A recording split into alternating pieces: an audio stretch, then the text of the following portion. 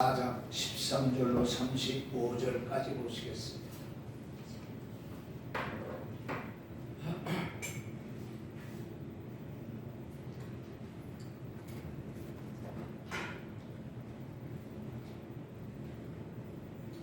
누가복음 24장 13절로 35절 교독합니다. 그날에 그들 중 둘이 예루살렘에서 25일이 되는 엠마오라는 마을로 가면서 이 모든 된 일을 서로 이야기하더라. 그들이 서로 이야기하며 문의할 때 예수께서 가까이 이르러 그들과 동행하시나 그들의 눈이 가려워져서 그인 줄을 알아보지 못하거늘. 예수께서 이르시되 너희가 길 가면서 서로 주고받고 하는 이야기가 무엇이냐 하시니 두 사람이 슬픈 빛을 띠고 머물러 섰더라.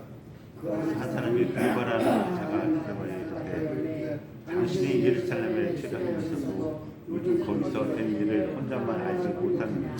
이르시되 무슨 일이냐. 이르되 나사렛 예수의 일이니 그는 하나님과 모든 백성 앞에서 말과 일에 능하신 선지자이거늘 우리 대제사장과 관리들이 사형 판결을 넘겨주어 십자가에 못 박아내느니라. 우리는 이 사람이 이스라엘을 속량할 자라고 바라노라. 이뿐 아니라 이 일이 일어난 지가 사흘째요. 또한 이에 어떤 여자들이 우리를 놀라게 했으니 이는 그들 예루살렘에 무대에 갔다가 그의 시체는 보지 못하고 와서 그가 살아나셨다는 천사들의 나타남을 보았다 함이라. 또 우리가 함께 한 자 중에 두어 사람이 무덤에 가며 과연 여자들이 말한 바와 같음을 보았으나 예수는 보지 못하였느냐 하거늘. 이르시되 미련하고 선자들이 말한 모든 것을 마음에 더디 믿는 자들이요 그리스도가 이런 분을 받고 자기의 영광에 들어가야 할 것이 아니냐 하시고 이에 모세와 모든 선지자의 글로 시작하여 모든 성경에 쓴 바 자기에 관한 것을 자세히 설명하시니라. 그들이 가는 마을에 가까이 가면 예수는 더 가려 하는 것 같이 그들이 강권하여 이르되 우리와 함께 유하사이다. 때가 저물어가고 날이 이미 기울었나이다 하니 이에 그들과 함께 유하로 들어가시니라. 그들과 함께 음식 때 떡을 가지사 축사하시고 떼어 그들에게 주시니 그들의 눈이 밝아져 그인 줄 알아보더니 예수는 그들에게 보이지 아니하시는지라. 그들이 서로 말하되 그래서 우리에게 말씀하시고 우리에게 성경을 펴주실 때 우리 속에서 마음이 뜨겁지 아니하느냐 하고 곧 그때 일어나 예루살렘에 돌아가 보니 11제자 및 그들과 함께한 자들이 모여 있어 말하기를 주께서 과연 살아나시고 시몬에게 보이신다는 것을 같이 봅니다. 두 사람도 길에서 된 일과 예수께서 떡을 떼시고 자기들에게 알려진 것을 말하더라. 아멘. 찬송 부릅니다. 할렐루야. 오늘은 기쁜 날이죠. 아멘. 행복한 날이죠. 아멘. 생명이 살아있는 날입니다. 아멘. 오늘 부활절을 맞이해서 부활의 은총이, 은혜가, 사랑이 오늘 저와 여러분에게 충만하게 임하기를 주님의 이름으로 축원합니다. 그런데 안타까운 것은 우리가 부활절을 맞으면서도 아무런 감각이 없고 감동이 없다라는 데 문제가 있죠. 한번 생각해 보세요. 우리 주님께서 저와 여러분들 나를 위해서 옆 사람도 아닌 나를 위해서 고난당하시고 부활하셨다는 것을 우리가 며칠이고 밤을 새우면서도 감격해야 돼. 또 하루하루를 살아가면서도 이 감격해야 될 그런 사건입니다. 그래서 어떻게 해요? 우리 예수님의 십자가만 생각하면 가슴이 뭉클하고 저려오고 눈물이 솟구쳐 나와야 되는. 또 부활, 우리 주님의 부활을 생각하면 아마 자다가도 벌떡 일어나야 될 그런 사건이 아닌가 생각이 듭니다. 그런데 저뿐만 아니라 오늘날의 교인들은요, 감동도 감격도 없어요. 그저 또 부활절이라는 이 절기가 돌아왔구나 하는 식으로 관심이 없어요. 그래서 우리 주님은 마태복음 11장 17절에 이런 말씀하시잖아요. 우리가 너희를 향해 피를 불어도 너희가 춤추지 않고 우리가 슬피 울어도 너희가 가슴을 치지 아니하였던가 같다. 이렇게 말씀하고 있습니다. 그런데 여러분, 세상이 아무리 각박하고 메마른 세상이 되었다 할지라도 우리들의 신앙은 메말라서는 안 돼요. 우리들의 믿음마저 감동과 감격을 잃어버려서는 안 된다는 겁니다. 항상 주님을 향한 뜨거운 열정을 가지고 우리는 살아가야 되는 거예요. 이 부활절은요, 우리 주님께서 사망 권세를 이기시고 부활하셔서 온 인류에게 소망과 기쁨을 주신 날입니다. 만약에 오늘 우리 주님의 부활이 없었다면 온 인류는 흑암과 절망과 죄악과 무질서와 혼란과 폭력의 세계에서 헤매고 살아갈 수밖에 없을 것입니다. 그러나 오늘 우리 주님께서 이 부활의 아침에 부활하셨기 때문에 온 세상에는 소망의 태양이 떴고 영광의 아침이 밝아왔던 겁니다. 그래서 우리는 우리 주님께 영광을 돌려야 되는 겁니다. 1885년 4월 5일 제물포 앞바다에 세 사람이 내립니다. 원더우드 선교사와 아펜젤라 부부가 이 땅에 정식적으로 선교사로서 복음이 들어오기 시작합니다.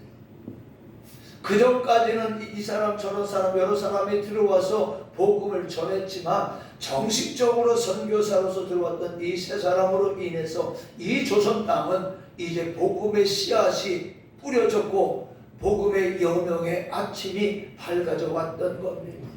오늘 이 나라 이 민족이 이렇게 잘 사는 것이 어디 있습니까? 유교의 500년 동안 유교를 섬겼던 나라가 몇천 년을 불교를 섬겼던 나라가 가난 속에 살았지만은 이 땅에 복음이 140년 전에 들어왔었을 때는 그 후의 사건은 우리가 가히 상상도 못할 놀라운 축복과 발전을 가져왔다는 겁니다.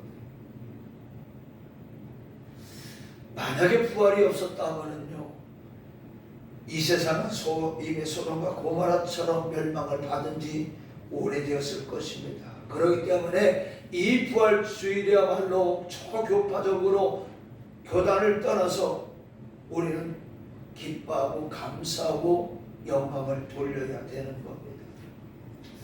이 부활절 아침에 신령과 진정으로 마음을 다하고 성품을 다하고 뜻을 다하여 하나님께 기쁨과 영광의 예배를 드리시는, 그래서 부활의 주님을 만나는 기쁜 날이 되시기를 주님의 이름으로 부탁을 드립니다. 아멘. 오늘 본문 말씀을 보니까 예수님께서 안식일 전날에 십자가에서 고난을 당하시고 장사 지낸 후에 안식일이 지나고 이튿날 새벽에 이제 기다리면서 여인들이 예비한 향품을 가지고 예수님의 무덤을 찾아갑니다. 이 여인들의 이름은 마리아, 막달라 마리아와 요한나 그리고 야고보의 모친 마리아라고 말씀하고 있습니다. 그래서 오늘 이 시간에 우리는 이 말씀에서 이 여인들의 위대한 믿음을 발견할 수가 있습니다. 오늘 본문 말씀은 특별히 예수님께서 부활하신 오후에 있었던 일입니다. 누가복음 24장의 내용을 우리가 한번 살펴보면, 요약해보면 평소에 예수님을 믿고 따랐던 몇몇 여인들이 향품과 향유를 준비해서 예수님의 시신에 발라드릴 목적으로 이른 새벽에 예수님의 무덤에 올라갑니다. 가면서도 이 여인들은 이야기를 해요. 누가 우리를 위하여 무덤을 열어줄까? 걱정을 하면서 갑니다. 그런데 이상한 것은 예수님의 무덤 문이 열려 있습니다. 유대인들의 장사 지내는 풍습은요, 우리나라와 달라서 언덕에다가 불을 파고 불 안에 시신을 장사를 지냅니다.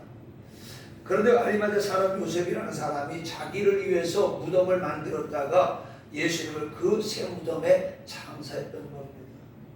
그래서 이 여인들은 돌문이 열려진 것을 놀라움을 금할 길이 없는 마음으로 무덤 안에 들어갑니다. 그런데 예수님은 오간되었고 예수님이 누우셨던 곳에서는 예수님의 시신을 쌌던 세마포 옷만 있었습니다. 이때 천사들이 나타나서 누가복음 24장 5절을 쭉 보게 되면 이르되 어찌하여 살아있는 자를 죽은 자 가운데서 찾느냐, 여기 계시지 않고 살아나셨느니라. 갈릴리에 계실 때에 너희에게 어떻게 말씀하셨는지를 기억하라. 이르시기를 인자가 죄인의 손에 넘겨서 십자가에 못 박히고 제3일에 다시 살아나야 하리라 하셨느니라. 여인들은 이 말을 듣고 허겁지겁 달려와서 제자들에게 이 말을 전했지만 오히려 제자들은요, 이 여인들의 말을 허탈한 말로, 허망한 말로 듣고 믿지를 않습니다. 이때 이 여인들의 말을 들은 베드로가 뛰어가서 예수님의 무덤에 올라갔습니다. 그리고 현장에 가서 확인해 보니까 정말 여인들이 말한 그대로 되어져 있더라는 겁니다. 베드로는 이상하다 생각했지만 그냥 제자들이 있는 집으로 돌아옵니다. 바로 이날 오후에 되어진 일이 오늘 본문 13절 이하의 말씀입니다. 자, 오늘 두 사람의 제자가 어깨가 축 늘어져서 깊은 슬픔에 잠긴 채 그들의 고향 엠마오로 가고 있습니다. 이 말씀의 두 제자는 12제자 중에 2명이 아니고 평소에 예수님을 따랐던 무리들 중에 두 사람으로서 글로버와 누가였다고 합니다. 그들의 발걸음은 매우 무거웠어요. 그러면서 그들은 이야기를 나누면서 가고 있습니다. 무슨 이야기를 했을까요? 여보게, 오늘 아침 새벽에 그 여인네들이라는 말이 정말 맞을까? 이 사람 정신없는 소리 하네. 사람이 한번 죽으면 그만이지 다시 산다고 하는 말이 어디 있는가? 한번 생각해보게 이상한 일이 아닌가? 예수님의 시신을 누가 훔쳐갔다는 말입니까? 그리고 베드로 사도가 가서 보니까는 그 사실이 사실이라고 말하지 않았던가? 그러면서 저들은 고개를 깍뚱거리면서 길을 가고 있는데 그때 한 사람이 따라와서 동행을 하며 당신들 지금 무슨 말을 하고 있어? 말참견을 합니다. 오늘 본문 말씀해 보니까 그분이 바로 부활하신 예수님이었지만 두 명의 제자들은 예수님인지 알아보지를 못했습니다. 그리고 두 사람 중에 한 사람이 말하기를 이렇게 말해요. 여보세요, 당신은 지금 예루살렘에서 오면서 예루살렘의 바닥에 퍼진 소문을 듣지 못했습니까? 나사렛에서 출생한 예수, 그분의 말과 일에 능하여 우리는 그분이 우리나라를 해방시켜줄 사람인 줄로 믿었습니다. 그런데 박해자들이 그를 십자가에 못 박아 죽이고 오늘 아침에는 여인들이 무덤에 갔는데 그분의 시체가 없다고 말하면서 그분이 부활했다고 말하고 있습니다. 그때 이 말을 듣던 예수님께서 엄숙히 그들을 책망합니다. 미련하고 선자들이 말한 모든 것을 마음에 더디 믿는 자들이요, 그리스도가 이런 고난을 받고 자기의 영광에 들어가야 할 것이 있는 않느냐 하시면서 구약 성경에 예언된 예수님에 대한 말씀을 자세히 풀어주며 설명합니다. 이 말씀을 들을 때, 이 설명을 들을 때 저들의 마음에 뜨거워짐을 느꼈지만 그분이 예수님인 것을 알지 못했습니다. 결국은 길을 가다가 한 여관에서 저녁 식사를 같이 할 때 예수님께서 식사를 위하여 축사를 하시는데 뭔가 깨달음이 이분이 바로 예수님이시구나, 예수님은 정말 부활하셨구나 하고 정신을 차려보니까 예수님은 호련히 사라지고 계시지 않았습니다. 이에 두 사람은 엠마오로 가던 발걸음을 멈추고 다시금 예루살렘으로 달려갑니다. 예루살렘에 와보니까 다른 제자들도 모여서 부활하신 예수님을 만났다라고 이야기를 한다. 나도 예수님 만났어 이렇게 얘기를 하더라는 겁니다. 이 두 사람도 자기들이 엠마오로 가는 길에 예수님을 만난 이야기를 하면서 예수님의 부활을 믿게 되었습니다. 자, 우리가 잘 아는 것처럼 그 예수님은 제자들에게 10번이나 나타나시고 제자들은 부활하신 예수님에 대한 확실한 증거를 얻게 되었습니다. 그 예수님은 40일 후에 승천하시고 예수님의 약속대로 열흘 오순절 날에 성령이 강림하시어 제자들은 놀라운 능력을 받아서 예루살렘의 거리에 나가서 부활하신 예수님을 증거하게 되었습니다.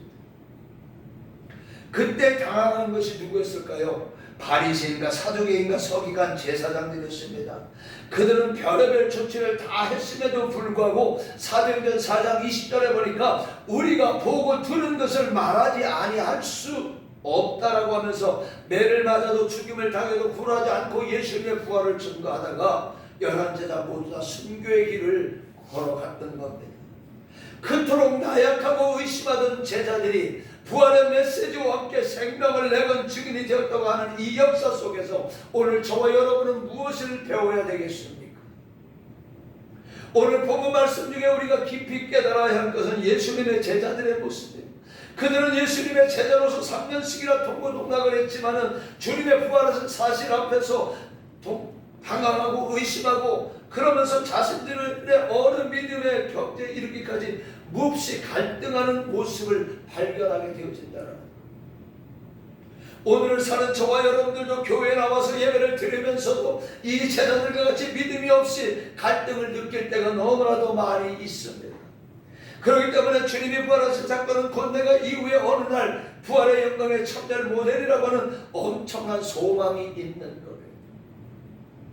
그런데 이런 부활신앙에 대해서 의아해하거나 막연하는 분들이 있습니다. 오늘 이 시간에 이와 같은 애매하고 불확실한 신앙에서 확신한 있는 믿음으로 변화되어지기를 우리 주님의 이름으로 부탁을 드리겠습니다. 이제 우리의 본문 말씀을 몇 가지만 생각해 보면서 은혜를 나누고자 합니다. 우리는 생활 속에서 주님과의 동행을 체험해야 돼요. 오늘 15절 말씀에 보니까 예수께서 가까이 이르러 그들과 동행하시니 그들의 눈이 가려져서 그인 줄 알아보지 못하고, 예수님께서 엠마오로 내려가는 두 제자들과 동행을 하시는데도 그분이 주님이신 것을 몰랐다는 이야기입니다. 우리는 이 말씀을 이렇게 생각할 수가 있어요. 주님과 함께 길을 걸어가면서도 주님을 느끼지 못하고 걸어가고 있다는 말씀이에요. 이것은 곧 오늘의 우리들이 주님을 믿고 산다고 하면서도, 예수님을 믿어 구원받은 성도라고 하면서도 우리들의 생활 현장 속에서 감각적으로 주님을 인식하지 못하고 사는 생활임을 보여주고 있다는 거예요. 나는 예수쟁이라고 말을 하지만, 나는 매주일날 나가서 하나님 앞에 예배를 드린다고 하지만은 내 삶의 현장 생활 속에서 감각적으로 주님을 인식하지 못하고 나는 예수쟁이인 것을 깨닫지 못하고 살아가고 있다는 겁니다. 교회 와서 예배를 드려도 예수님을 느끼지 못합니다. 그리고 느끼지 못하는 예배, 어려움 속에서도 예수님을 나와 함께 동행하고 계시는 그 임마누엘을 느끼지 못하는 것을 말하는 거예요. 그다음에 예배가 감격이 없어요. 예배가 기쁨이 없어요.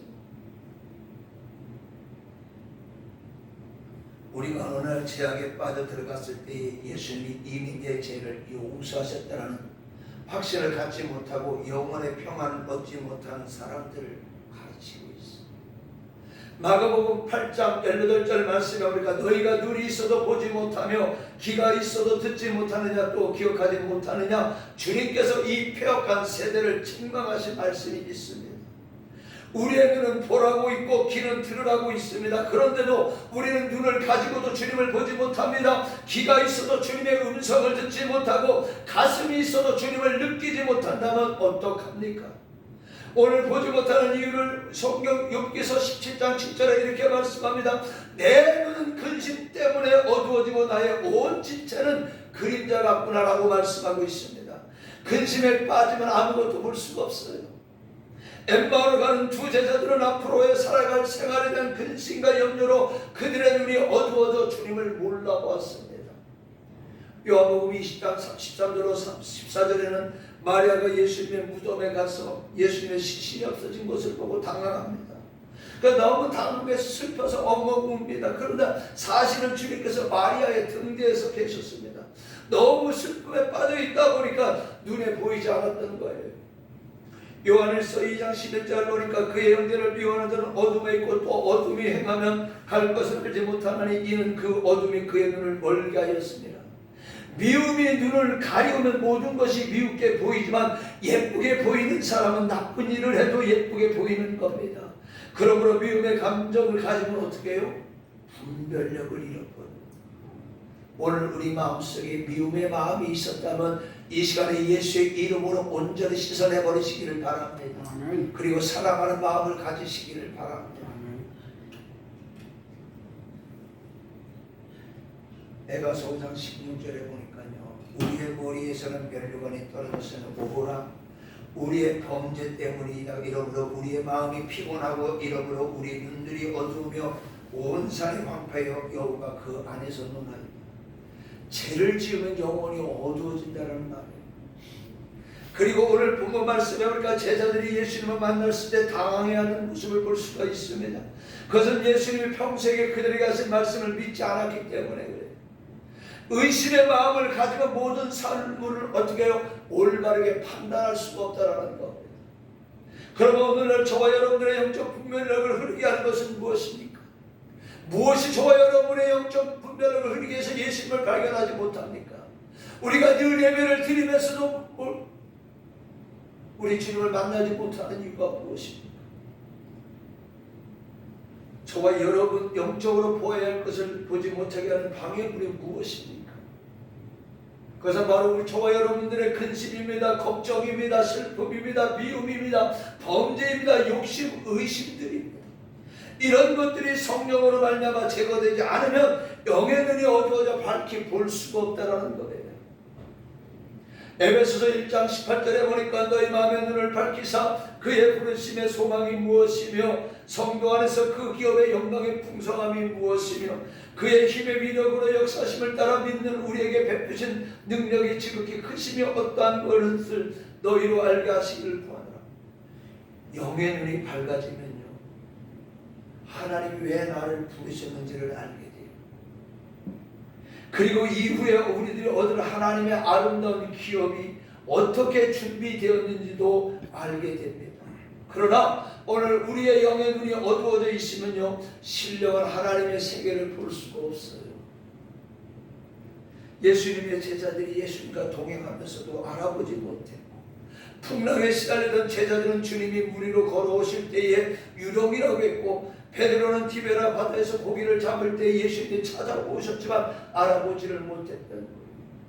지금 엠마오로 가는 제자들은 주님과 함께 계시지만 저들은 몹시 두렵고 불안한 상태였기에 십자가에서 죽으신 예수님이 거기 나타나시리라고는 꿈에도 생각하지 못했던 겁니다. 사랑하는 성도 여러분, 오늘 저와 여러분들을 크게 뜨시기 바랍니다. 그리고 나를 위하여 십자가의 대속의 어린 양이 되신 예수 그리스도를 바라보시기 바랍니다. 그리고 부활하신 예수님을 바라보시기를 바랍니다. 그분은 죄되어 죽고 의에 대하여 살아나신 분입니다. 우리 모든 성도들에게 부활의 모델로서 부활의 첫 열매가 되신 분입니다. 뿐만 아니라 그분은 오늘도 임마누엘이 되셔서 저와 여러분의 생활 현장 속에 생활 현장에 함께 살고 계시다는 사실을 믿으시기 바랍니다. 내 마음속에 계시고 내 가정에 계시고 이 사회 속에 우리의 생활 어디에 되지? 오늘 이 예배의 대상이 되셔서 우리 예배를 받으시는 예수 그리스도 그분이심을 믿으시기 바랍니다. 그 다음에 말과 행동이 일치되는 믿음을 가져야 됩니다. 오늘 본문 18절 25절에 보니까 예수께서는 두 제자들에게 당신들이 지금 무슨 얘기를 하느냐 물어볼 때 그중 한 사람이 정확하게 예수님과 지금까지의 사건 내용을 이야기를 합니다. 예수님이 선제로 오신 것과 그는 말씀과 일에 능한 얘기, 또 미워하는 사람들에 의해서 십자가에 죽은 이야기, 그리고 부활했다는 여인들의 말과 두 제자가 그것을 확인했다는 이야기를 정력하게 이야기를 합니다. 그리고 나서 그들의 아쉬움을 말하는데 우리는 그분이 이스라엘의 구원자가 되기를 소원하였도다까지 이야기를 합니다. 여러분, 이 내용에서 저와 여러분은 무엇을 생각할 수 있고 무엇을 깨달을 수 있습니까? 이번에는 그리스도에 대해서 바르게 전하면서 그의 발은 엠마오로 향하고 있다는 모순성이라는 것. 오늘 저와 여러분은 하나님 앞에 나와서 예배를 드리고 찬송을 하고 말씀을 듣고 말씀을 읽고 기도하면서도 나가서는 정반대의 생활을 하고 있다는 모순성이라는 것. 이번에 예수님의 부활을 전하면서 발걸음은 항상 인간 편에서 자아중심적으로 난감하고 실에 빠져서 엠마오로 내려가고 있었던 겁니다. 여러분, 오늘날도 자기는 구원의 확신이 없으면서 말로는 성경을 줄줄 외우는 사람이 있습니다. 행동은 세상 향락에 빠져서 세상 사람과 같이 행동하면서 입으로는 하나님을 믿는다고 합니다. 생활은 엠마오로 향해 가면서도 입술로는 주님을 믿는다고 신앙생활한다고 외치고 다니는 사람들이 너무나도 많이 있습니다. 오늘 저와 여러분들은 이러한 모습이 되지 않기를 주님의 이름으로 부탁을 드리겠습니다. 이러한 사람들은요, 하나님의 말씀 십자가 보여듣기를 싫어합니다. 오직 복받아라 복받아라 병고쳐라 병고쳐라 잘되라 이런 소리만 듣기를 원하지 오늘 예수님의 십자가 부활 고난과 부활에 대해서는 듣기를 싫어한다는 거예요. 입으로는 엄청 열심히 예수를 믿는 것 같지만 그의 생활은 전혀 예수 믿는 사람과 동떨어진 생활에 모순성의 생활을 한다는 것. 오늘 본문에 보니까 엠마오로 내려가는 두 제자들은 예수님의 주변 얘기는 줄줄 말하면서 그들의 발걸음은 지금 엠마오로 내려가고 있다. 오늘날 저와 여러분들 입으로는 예수님을 부르면서 발걸음은 딴 방향으로 걸어가고 있습니다. 이런 모습 속에서 빨리 우리는 되돌아나와야 됩니다. 이런 이중성에서 탈피해야 됩니다. 제자들은 믿을 만한 충분한 근거가 있는데도 믿지 못했습니다. 왜요? 선제들 수많은 예언이 있었다고 했습니다. 예수님께서 죽은 다음 3일 만에 다시 살아나리라 말씀하셨습니다. 여인들의 무덤에 가서 본 것을 증거했습니다. 베드로와 다른 제자가 다녀와서 같은 말을 전해줬습니다. 이런 충분한 근거와 증인이 있었음에도 믿지를 못했습니다. 오늘날도 마찬가지입니다. 예수 그리스도의 부활은 충분한 근거와 증인이 있는데도 믿지 못하고 있습니다. 그러다 보니까 부활의 신앙생활을 몇십 년 해도요 부활의 소망이 없어요. 그러다 보니까 일평생 예수를 믿다가도 죽음을 앞에 놓고는요 예수를 부인하고 죽는 사람들이 너무나도 많이 있다는 겁니다. 부활의 소망이 없다 보니까 어떻게 해요?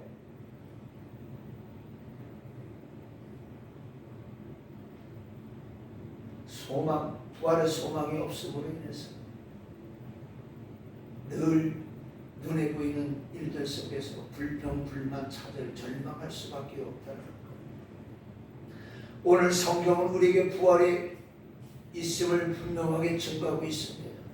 또 많은 사람들을 통해서 우리는 이 부활하신 예수님을 들었습니다. 또 믿고 있습니다. 또 우리는 전하고 있습니다. 이 전함에 있어서 오늘 저와 여러분의 믿음이 통일성 있는 믿음이 되시기를 주님의 이름으로 부탁을 드리겠습니다. 자, 그 다음에 부활의 주님을 만난 증거가 있어야 돼요. 그 증거는 우리의 마음이 뜨거워져야 돼요. 본문 32절 말씀해 보니까 길에서 우리에게 말씀하시고 우리에게 성경을 풀어주실 때에 우리 속에서 마음이 뜨겁지 아니하더라. 예수님을 믿는 사람들은 마음이 뜨거워져야 됩니다. 속죄의 감각으로 뜨거워져야 됩니다. 성령의 임하심으로 뜨거워져야 됩니다. 예수 그리스도의 사랑으로 뜨거워져야 됩니다. 주님이 주신 사명감으로 뜨거워져야 됩니다. 우리 한번 생각해 봅시다. 20년 오늘 3년 우리는 여기까지 오면서 우리 교회가 얼마나 뜨거워졌었는가. 아니 오늘 저와 여러분이 얼마나 뜨거운 마음을 가지고 신앙생활하고 얼마나 뜨거운 마음을 가지고 기도하고 얼마나 뜨거운 마음을 가지고 성도들을 사랑했는가 한번 뒤돌아보시기를 바랍니다. 뜨거운 심장이 있는 사람은 살아있습니다.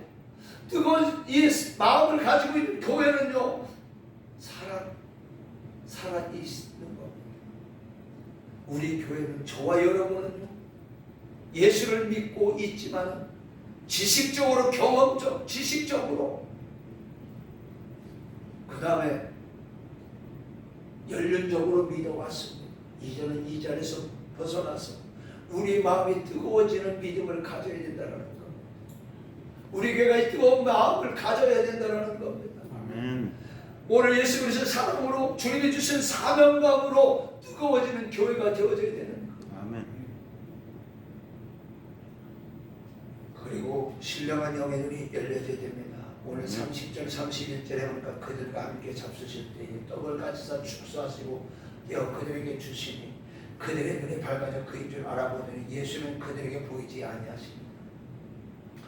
부활하신 예수님을 만난 사람들은 눈이 열려서 예수님을 바라볼 수 있어야 합니다.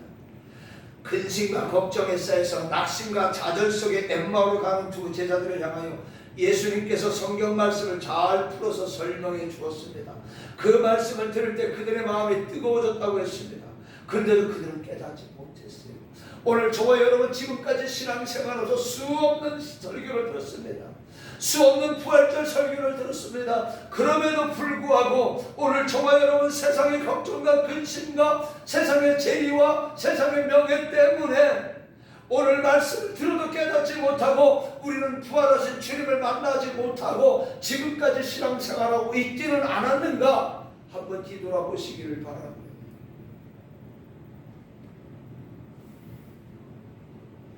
하나님의 은혜와 성령이 임하고 하나님 앞에 예배를 드리면서도 우리는 깨닫지 못하고 여기까지 왔습니다.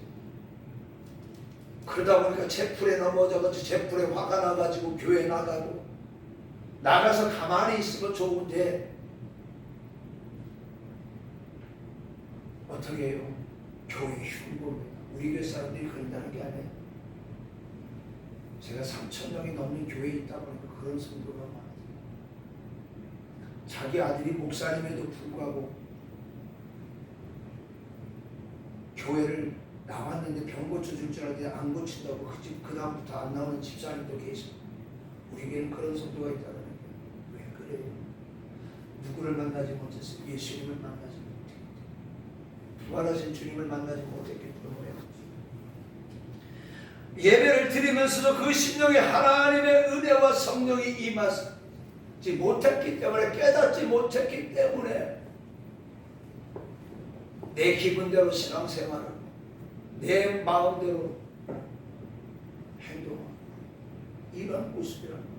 이와 같이 심령의 문이 닫혀져 있고 영안이 닫혀져 있는 제자들에게 주님께서 축사하시고 주시는 떡을 먹고서야 눈이 밝아져서 주님을 알아보았습니다. 예수님은 요한복음 6장 35절에 나는 생명의 떡이니 내게 오는 자는 결코 줄이지 아니할 것이요 나를 믿는 자는 영원히 목마르지 아니하리라.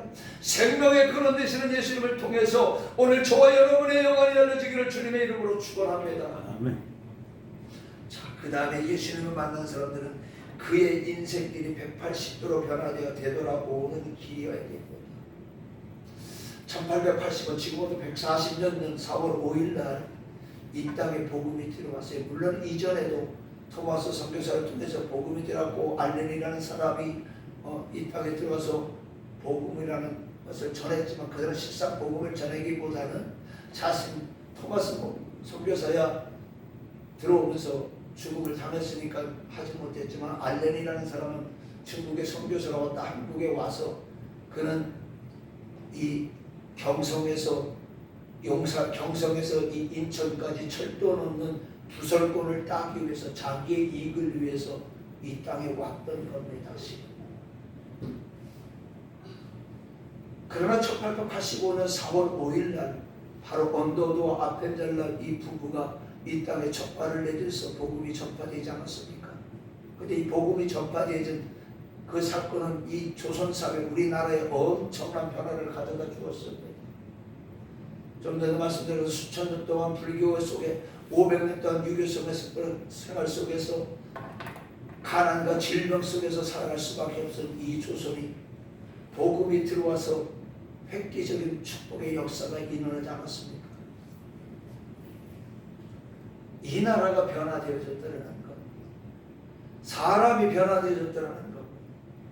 오늘 예수님께서는요 예루살렘을 떠나지 말라고 하셨기 때문에 제자들은 어떻게 했어요? 예수님의 부활의 증인이 되어야 됨에도 불구하고 시리와 좌절감에 빠져서 고향으로 내려가고 있습니다. 그것은 세속의 길이요 정욕과 낭만과 불신앙의 길입니다. 그러나 예수님을 만난 두 사람은 예루살렘으로 돌아왔어요.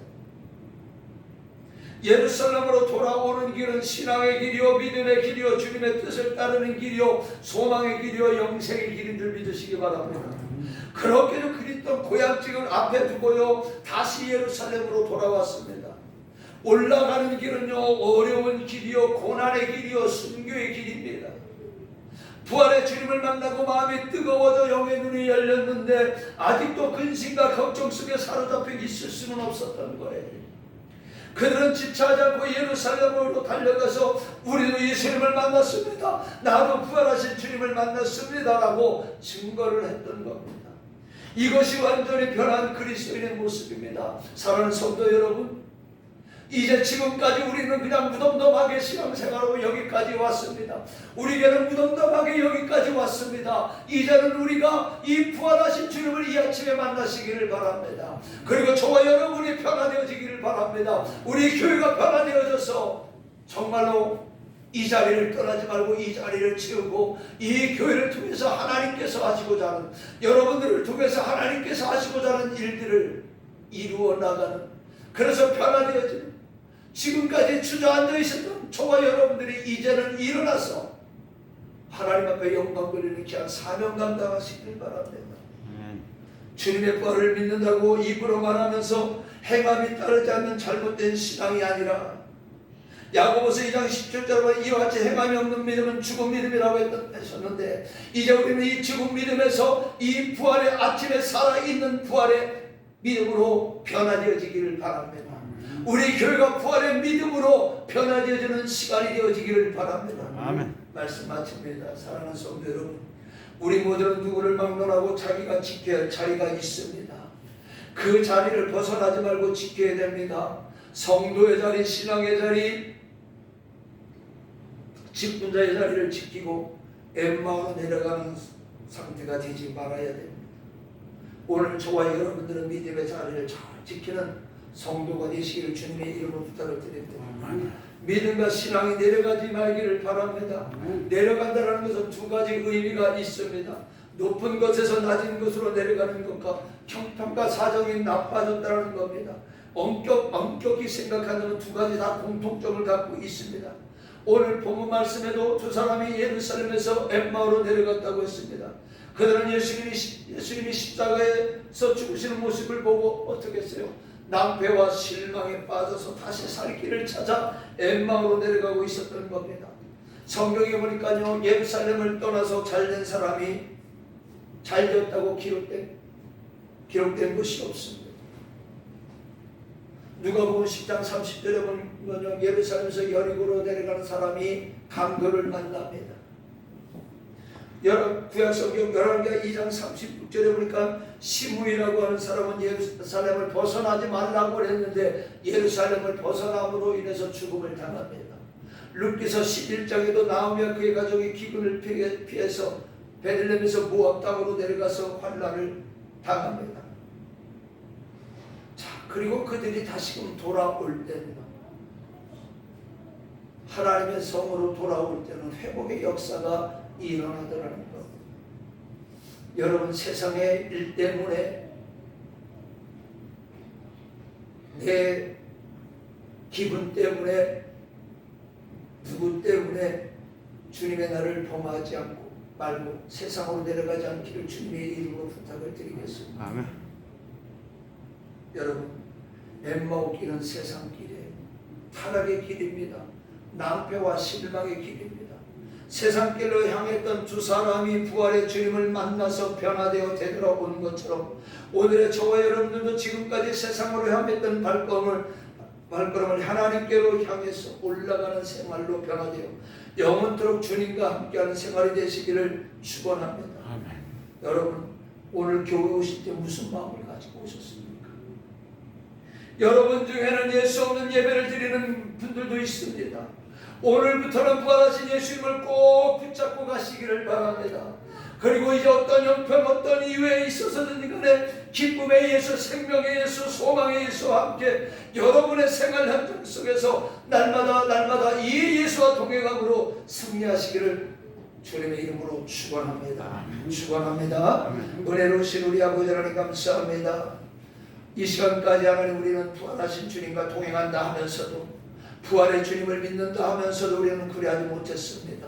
이제 하나님 우리 교회가 이제는 죽어있는 교회가 아닌 살아있는 교회가 되기를 원합니다. 부활의 소망 가진 교회가 되기를 원합니다. 우리가 부활의 소망 가진 성도가 되어지기를 원합니다.